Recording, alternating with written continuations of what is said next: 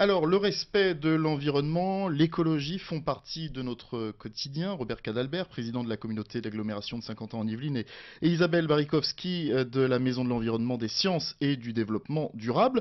Alors, si l'écologie fait partie de notre quotidien, eh ben, ça fait partie, mais de manière assez diverse.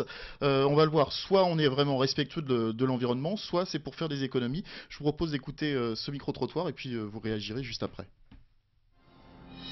Logement, transport, alimentation, vous êtes tous de plus en plus écolos. Certains s'inquiètent pour l'avenir de la planète, d'autres pour leur porte-monnaie. Et vous, que faites-vous pour l'environnement? Pourquoi y êtes-vous plus attentif? C'est ce que nous vous avons demandé. Mais bien sûr qu'il faut faire attention à l'écologie. Oui, j'essaye. Je suis sûr que c'est pas parfait, mais j'essaye de tenir compte des conseils qu'on entend sur les médias et j'essaye de m'améliorer. Enfin, c'est pas que j'essaie, c'est que j'ai été élevée comme ça. Chez moi, on ne gaspille pas. Oh, moi je fais attention à tout.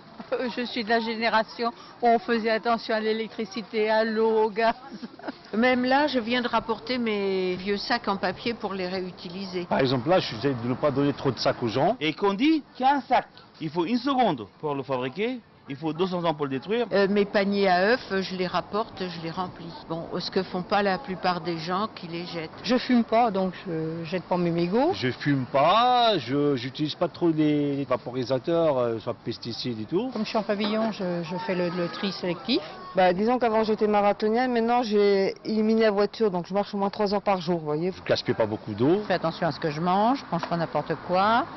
Je fais attention moi-même quand je vais à la montagne ou à la mer, je jette pas. Si j'ai quelque chose à jeter, j'essaye déjà de le mettre dans une boîte, dans une poubelle. J'essaye de respecter et la ville, et si je vais en forêt, c'est pareil. Je suis un peu maniaque dans le sens que je suis un passionné de photo. Et je considère que malgré tout, un paysage qui est superbe, vaut mieux voir un paysage avec de la végétation que de voir plutôt que des canettes de bière. Hein. Parce que je pense qu'on peut prendre conscience de la dégradation progressive de notre fameuse planète et qu'il faut essayer pour les générations futures de penser à eux, de pas être égoïste et de leur laisser quelque chose d'à peu près viable. Parce qu'on a les moyens aussi maintenant de comprendre et de faire mieux. Enfin, c'est pas pour faire des économies, c'est plus pour faire un geste. Pour protéger la nature, essayer de faire le moins de dégâts possible, avec l'effet de serre, enfin c'est à tous les niveaux de toute façon. On fait attention, mais les autres, vous croyez qu'ils font le tri sélectif. On est envahi par les poubelles, quand on voit les gens jeter leurs poubelles, et sans rien y faire. Vous n'allez pas me dire que comment il y a 20 ans, on voyait ce qu'on voit dehors par terre. Et tout ce qui se passe dans le monde, c'est la faute de nous les êtres humains. C'est pas la faute de la planète. On paye nos conneries et là on est en train de payer et c'est pas fini. Le respect de l'environnement, c'est une question de génération. Robert Cadalbert, quand vous voyez vos enfants, petits-enfants ou les plus jeunes autour de vous, ils sont plus respectueux de l'environnement que d'autres lorsque vous étiez à leur place? On est passé dans un monde de la consommation à tout prix. Et donc aujourd'hui, on n'est pas contre la consommation, mais une consommation qui doit être respectueuse. C'est sûr qu'en matière d'énergie, dont on parle beaucoup en ce moment, la plus belle énergie, c'est celle qu'on économise.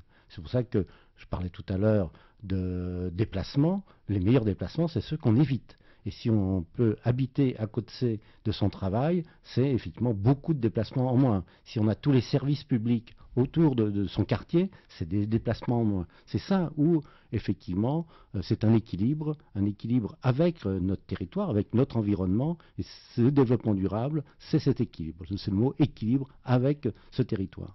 Équilibre, moi ce que j'ai retenu de ce micro-trottoir, c'est que le respect de l'environnement, c'est une question d'éducation, que les gens essayent d'être responsables, de respecter l'environnement, et puis ils pensent à l'avenir. Ce sont des choses que vous retrouvez lorsque vous recevez des enfants, des parents à la Maison de l'environnement. Oui, tout à fait. C'est une préoccupation et souvent les gens ont des questions et ont une difficulté à changer leur mode de vie, leur mode de comportement. Donc ils viennent en nous posant des questions pour qu'on les accompagne sur ces changements.